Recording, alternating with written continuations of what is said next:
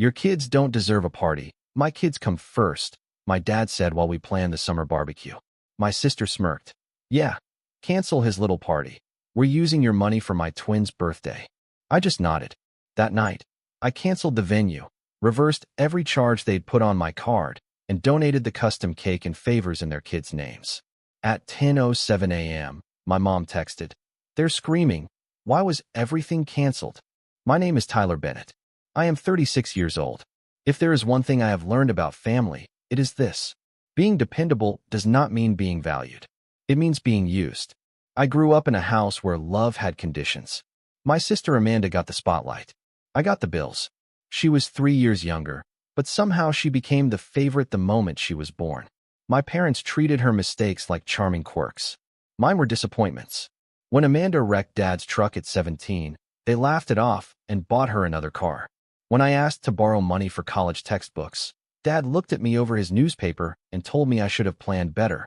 By the time I turned 25, I was the one they called when rent was short, when Amanda needed her wedding funded, when Mom's car needed new tires.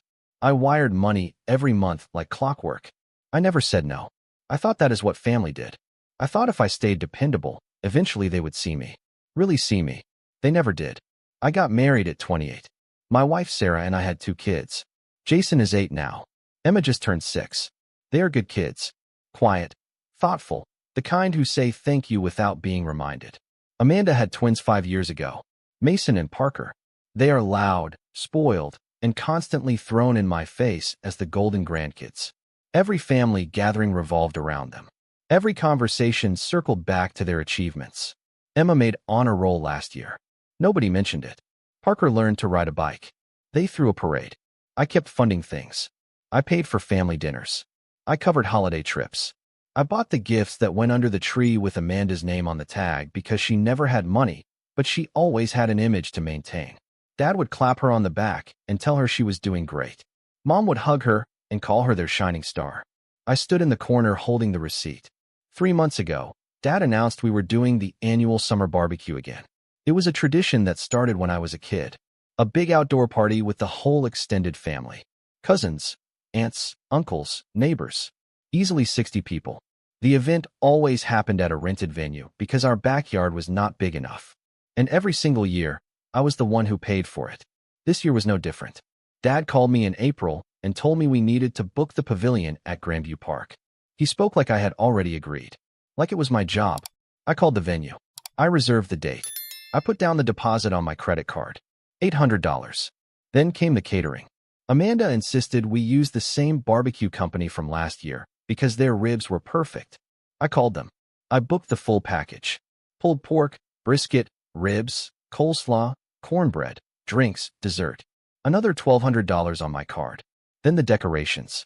Amanda decided the twins loved superheroes, so the theme had to be comic book characters. Banners, balloons, tablecloths, centerpieces. She sent me links to the exact products she wanted. I ordered them. $300. Then the cake. Amanda found a custom baker who did character cakes. She wanted a 3-tier design with edible figures of the twins as superheroes. The quote came back at $500. I paid the deposit. By the time we hit mid-June, I had spent over $2,800 on a party that was supposedly for the whole family. But I knew the truth. It was for Amanda. It was always for Amanda. 2 weeks before the event, Dad called a planning meeting at their house. He told me we needed to finalize the details.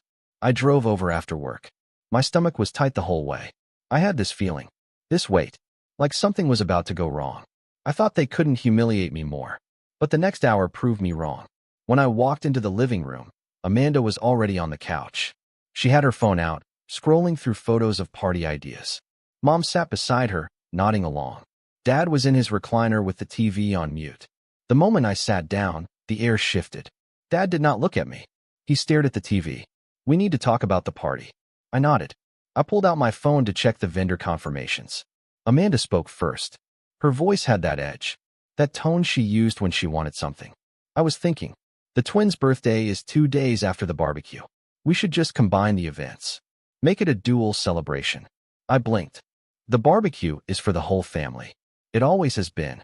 She waved her hand like I had said something stupid. Yeah, but let's be real. The twins are the center of attention anyway. We might as well make it official. We can do their birthday cake at the barbecue. Everyone wins. Mom smiled. That sounds lovely, Amanda. The twins deserve a big celebration. I felt my jaw tighten. I already ordered a cake for the barbecue. A neutral design for everyone. Amanda rolled her eyes. Cancel it. We need the superhero cake. The twins will be crushed if we don't do their theme. Dad finally looked at me. His face was flat. Tyler, this isn't a big deal. Just cancel your order and let Amanda handle the cake. I stared at him. I already paid the deposit. The baker doesn't do refunds. Amanda laughed. It was sharp. Mean. Then take the loss. You're always talking about how much you do for this family. Prove it.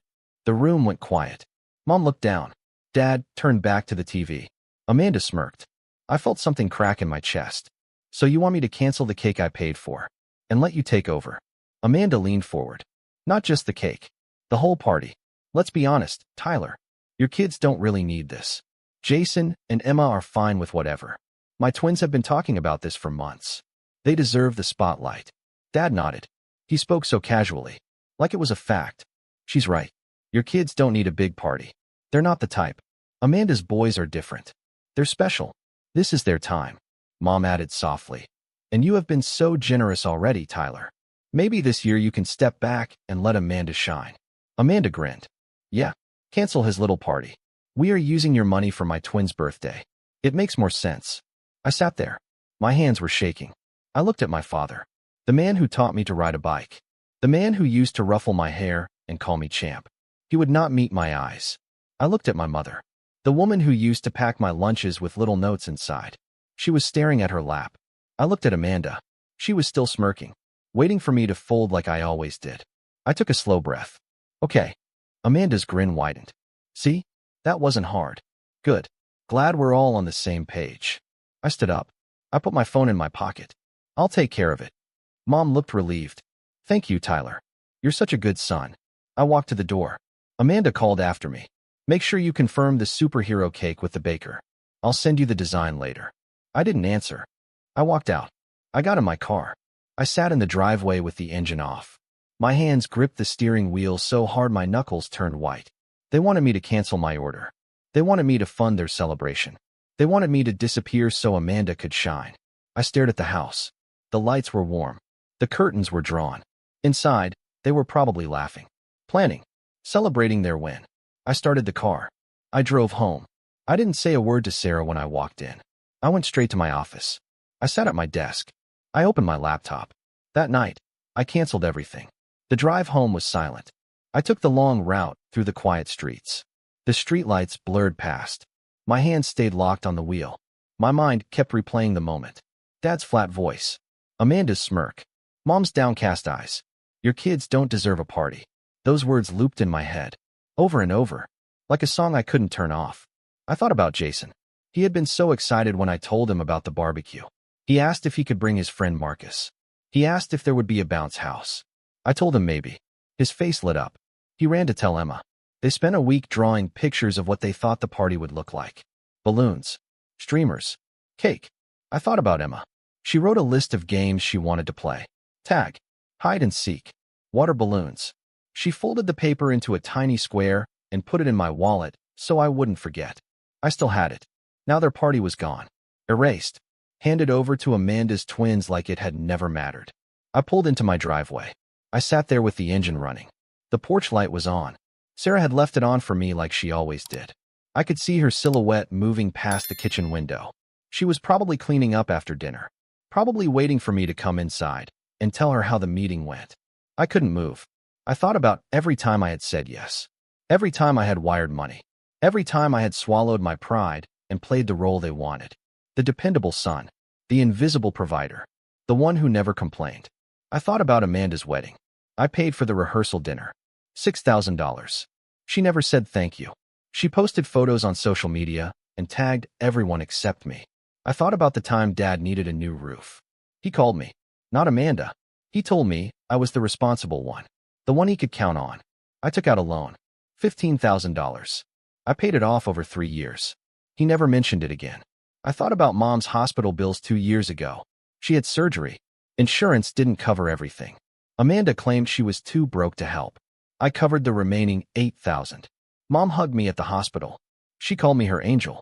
A month later, she bought Amanda a new laptop because hers was slow.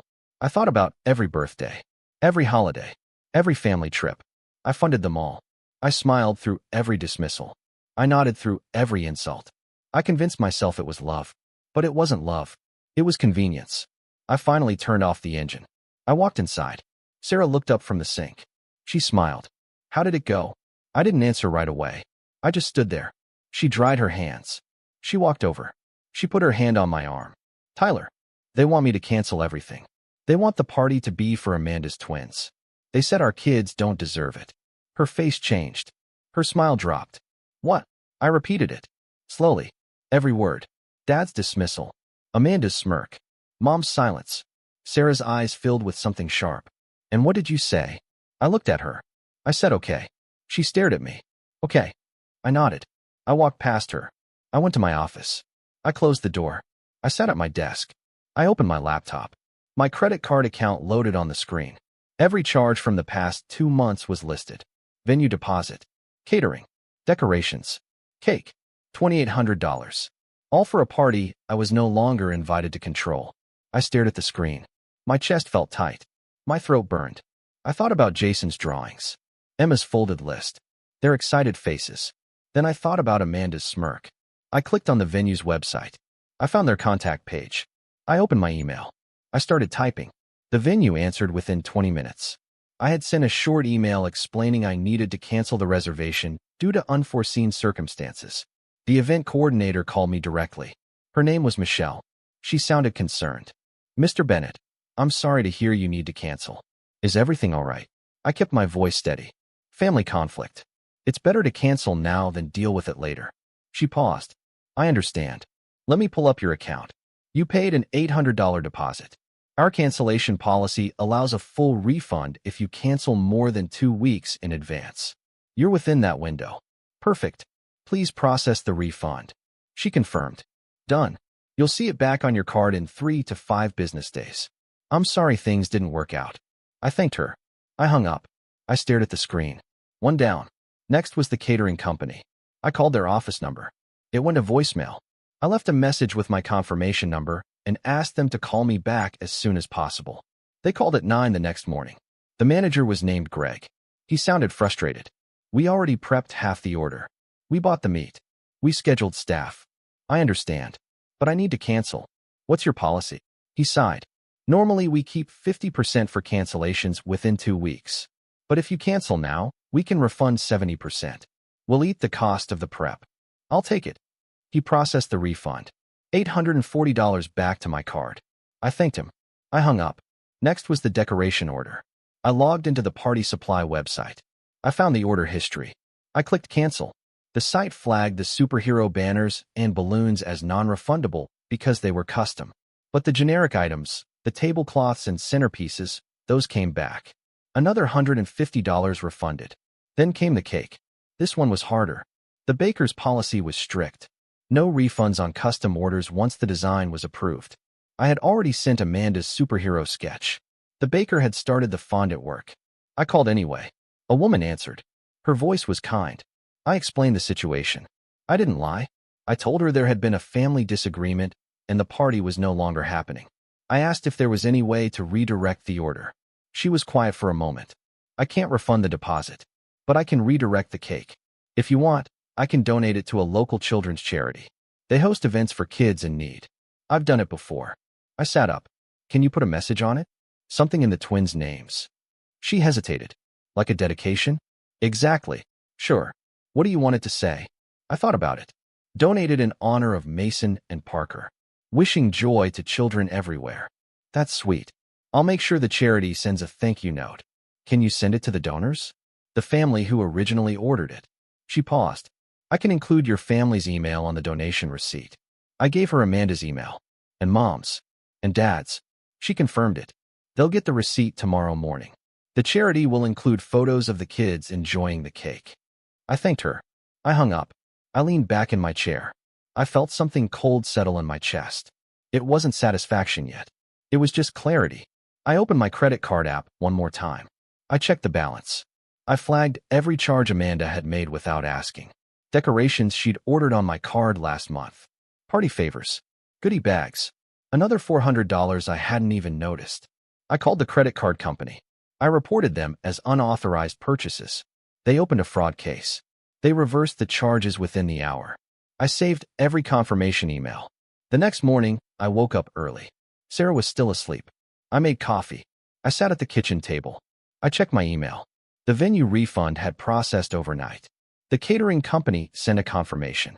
The decoration suppliers sent a cancellation notice. Everything was gone. Erased. Like the party had never existed. I felt nothing. My phone buzzed.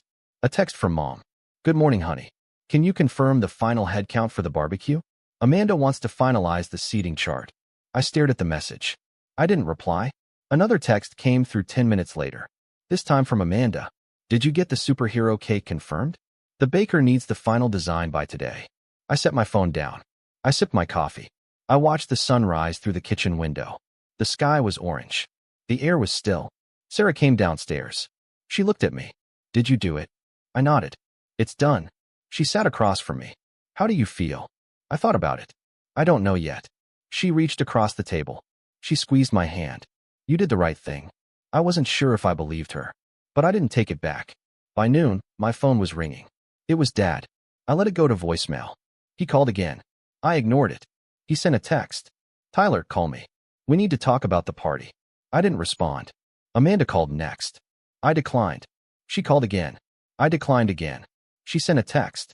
What's your problem? Why aren't you answering? I turned my phone face down. At 2 in the afternoon, Mom called. I picked up. Her voice was tight. Tyler, what is going on? Amanda is very upset. She says you're ignoring her. I'm busy. Busy with what? The party is in 2 weeks. We need you to finalize things. There's nothing to finalize. She paused. What does that mean? It means the party is canceled. Silence. Tyler, that's not funny. I'm not joking. Her voice rose. You can't cancel the party. It's already planned. People are expecting it. Then they'll be disappointed. Tyler, this is ridiculous. You're being childish. I felt something snap inside me. I'm being childish? You told me my kids don't deserve a party. You told me to step back so Amanda could shine. I did exactly what you asked. I stepped back. She stammered. That's not what we meant. That's exactly what you meant. Tyler, please. Don't do this. Amanda will be devastated. Amanda will survive. She always does. I hung up. My hands were shaking. But my voice had been steady. Cold. It felt good. Sarah was standing in the doorway. She had heard everything. They're going to lose it. I know. Are you ready for that? I looked at her. I've been ready my whole life. I just didn't know it yet. An hour later, the baker sent the donation receipt. It went to Amanda's email, to Mom's email, to Dad's email. It included a thank you message from the children's charity. It had photos of kids smiling around a 3-tier superhero cake. The caption read, "This generous donation was made in honor of Mason and Parker. Thank you for spreading joy." I imagined Amanda opening that email. I imagined her reading the words. I imagined the moment she realized where her cake had gone. I didn't smile. I just waited. At exactly 10:07 the next morning, my phone exploded. The first message was from Mom. All caps. They're screaming. Why was everything canceled? I set my phone down. I opened my laptop. I pulled up every confirmation email, every receipt, every refund notice. I organized them into a folder. I labeled it barbecue evidence. My phone kept buzzing. Text after text. Call after call. I ignored them all. I focused on the screen. The venue cancellation. Processed. Refunded. The email had a timestamp. 2 days ago at 11:43 p.m. I screenshotted it. The catering cancellation. Processed. Refunded. The email had Greg's signature. He confirmed the refund of $840. I screenshotted it. The decoration order. Canceled. Partial refund issued. Another screenshot. The cake donation. The receipt from the charity. Photos of the kids eating the superhero cake. Amanda's name listed as the honorary donor. I screenshotted everything. The unauthorized charges I'd flagged. $400 reversed. The credit card company sent a fraud case confirmation. Claim approved. I saved it. I opened a new document. I typed a timeline. Every event. Every conversation. Every payment I'd made over the past 6 months. I included dates. Amounts. Screenshots. I turned it into a PDF. I saved it with the date and time. My phone rang again. This time it was Amanda. I let it ring. She left a voicemail. Her voice was shaking. Tyler, I don't know what kind of game you're playing, but this isn't funny. The venue called me. They said you canceled. The caterer said the same thing. The baker sent me some insane email about donating the cake to charity. What the hell is going on?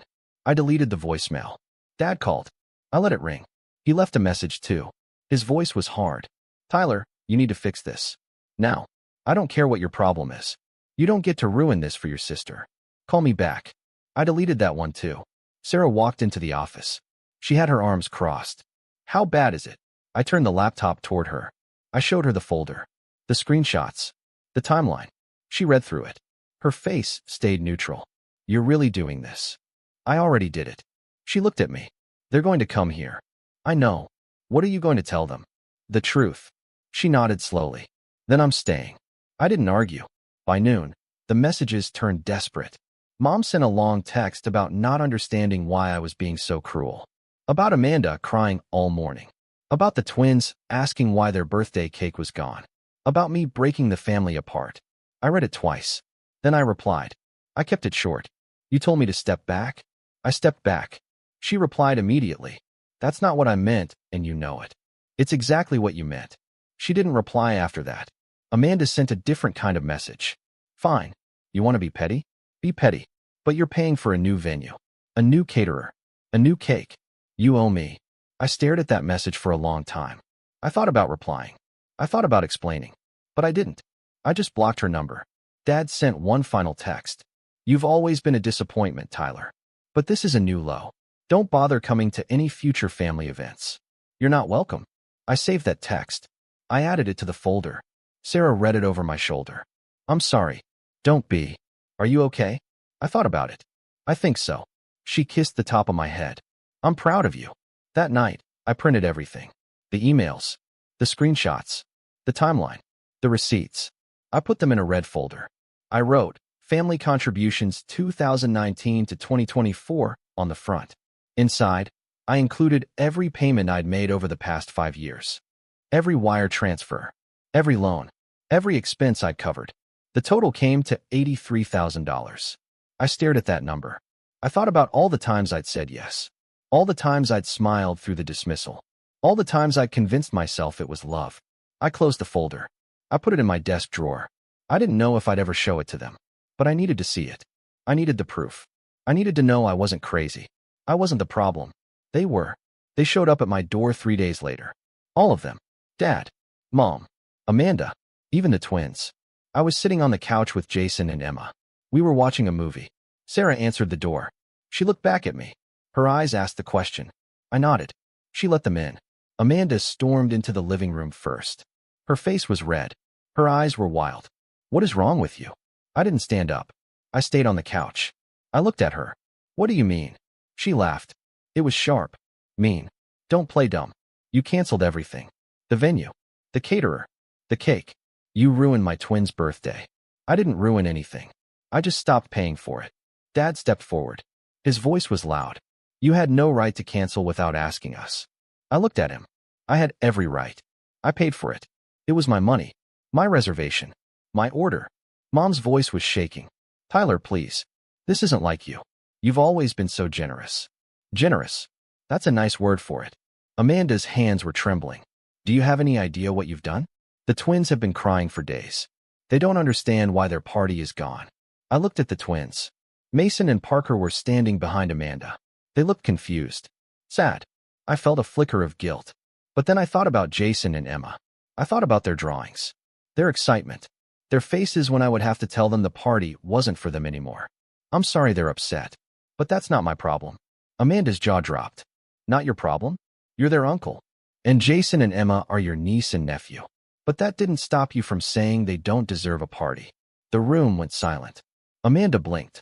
I didn't mean it like that. Yes, you did. Dad's face was turning red. This is ridiculous. You're acting like a child. I stood up.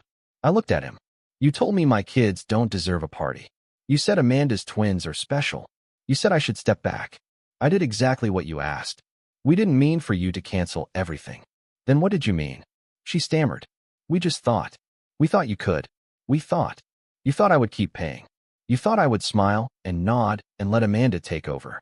You thought I would disappear like I always do. Amanda's voice cracked. So what? You're punishing us because your feelings got hurt. I laughed.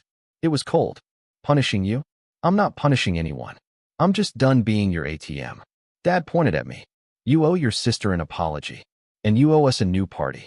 I stared at him. I don't owe you anything. He stepped closer. We're your family. Family doesn't treat each other the way you've treated me. Mom started crying. Tyler, please. Don't do this. We can fix this. There's nothing to fix. The party is canceled. The money is refunded. It's over. Amanda's voice turned vicious. You're pathetic. You know that. You've always been pathetic. This is why nobody respects you. I felt Sarah's hand on my shoulder. I think it's time for you all to leave. Dad glared at her. Stay out of this. Sarah's voice was calm. This is my house. And I'm asking you to leave. Amanda grabbed the twins' hands. Fine. We're leaving. But don't expect us to forgive you. You're not family anymore. Good. She froze. She stared at me. What? You heard me. If being family means being used, I don't want it. Mom sobbed. Tyler, you don't mean that. I mean every word. Dad's face twisted. You're going to regret this. The only thing I regret is waiting this long. They left. The door slammed. The house was quiet. Jason and Emma were staring at me. Their faces were pale. I knelt down. I'm sorry you had to see that. Jason spoke softly. Are we still having a party? I looked at Sarah. She smiled. We're having a better one. Emma's voice was small. Just for us. Just for you. They hugged me. I held them tight. My phone buzzed. I pulled it out. Another text from the charity. Thank you again for your generous donation. The children loved the cake. We'd love to feature your family in our newsletter. I showed Sarah. She laughed. Amanda is going to lose her mind. Good. That night, the charity posted photos on social media. The superhero cake. The smiling kids. The caption read, Special thanks to the Bennett family for this incredible donation in honor of Mason and Parker. Amanda's friends started tagging her, congratulating her, asking if she knew about it. She didn't respond, but I knew she saw it. I knew she was seething. I slept better that night than I had in years. The fallout came in waves. First, the extended family started calling. Cousins, aunts, uncles. They had all received the same group text from Mom. It claimed I had sabotaged Amanda's twins' birthday, that I was being cruel and selfish, that I owed the family an apology. Some of them believed her. They sent me angry messages. They called me names. They blamed me for tearing the family apart. Others asked for my side. I sent them the screenshots, the receipts, the timeline. I showed them every payment I'd made over the past 5 years. I showed them the text where Dad said my kids don't deserve a party. I showed them Amanda's message demanding I cancel everything for her twins. Most of them went quiet after that. A few apologized. One cousin admitted she always knew Amanda was the favorite but didn't realize how bad it was. Amanda tried to salvage her twins' birthday. She posted on social media asking for venue recommendations. She asked friends for catering contacts. She tried to recreate the party I had planned, but it was too late. Most vendors were already booked. The ones who weren't charged premium rates for last-minute events. She ended up having a small party in her backyard. 20 people. Pizza. A grocery store cake. The twins cried because it wasn't the superhero theme they'd been promised. Amanda blamed me in every group chat. She claimed I ruined their childhood. I didn't respond. I didn't engage. I just moved forward. 2 weeks after the canceled barbecue, Sarah and I threw a party for Jason and Emma. We rented a small pavilion at a different park. We invited their friends. We ordered their favorite foods. We got a bounce house. We played their games. Water balloons. Tag. Hide and seek. Emma's folded list came out of my wallet. I checked off every item. Jason brought Marcus. They spent the whole afternoon laughing. At the end of the party, Jason hugged me. This was the best day ever. Emma joined in. Can we do it again next year? Absolutely. Sarah took photos. She posted them online. She didn't tag my family. She didn't mention the drama. She just wrote, celebrating our amazing kids. Within an hour, Amanda had blocked us both. Mom called a week later. Her voice was small. Tyler, I miss you. I miss you too. Can we fix this? That depends. On what? On whether you're ready to see me. Really see me. Not as the ATM. Not as the backup plan. But as your son. She was quiet for a long time. I don't know if I can do that. Then we don't have anything to fix. She hung up. I haven't heard from her since. Dad never called. He sent one final email. It was short. You've made your choice. Live with it. I did. Amanda tried to guilt me through mutual friends. She told them I was bitter, jealous, small. She claimed I couldn't handle the fact that her kids were more important than mine. I didn't defend myself. I didn't argue. I just let her talk. Because the truth was already out there. The receipts, the screenshots, the timeline. Anyone who wanted to know the real story could find it. Months passed. The anger faded. The hurt dulled. I stopped checking my phone for their messages. I stopped wondering if they would apologize. I stopped waiting for them to change. I focused on my life, my wife, my kids, my peace. Jason made the honor roll again. I framed the certificate. I hung it in the living room. Emma started piano lessons. She played her first recital. I recorded every second. Sarah and I took the kids on a weekend trip. We went to the beach. We built sandcastles. We watched the sunset. Nobody called. Nobody texted. Nobody demanded anything. It was quiet. It was simple. It was ours. One night, Sarah asked me if I regretted it. Cutting them off. Walking away. I thought about it. I thought about all the years I spent trying to earn their love. All the money I spent trying to prove my worth. All the times I convinced myself that if I just gave a little more, they would finally see me. I looked at her. No, I don't regret it. Good. I should have done it sooner. She smiled. You did it when you were ready. That's what matters. She was right. I spent 36 years being invisible, being used, being the family's safety net. I thought that's what love looked like. I thought sacrifice meant value. But love isn't supposed to hurt. It's not supposed to take and never give back. It's not supposed to make you feel small. Real love lifts you up. It sees you. It respects you. It doesn't demand your silence in exchange for acceptance. I found that love in my wife, in my kids, in the family I built, not the one I was born into. And for the first time in my life, I felt free. The red folder still sits in my desk drawer. I haven't opened it since the day I closed it. I don't need to. I know what's inside. I know the truth. I'm not the problem. I never was. I was just the only one willing to see it.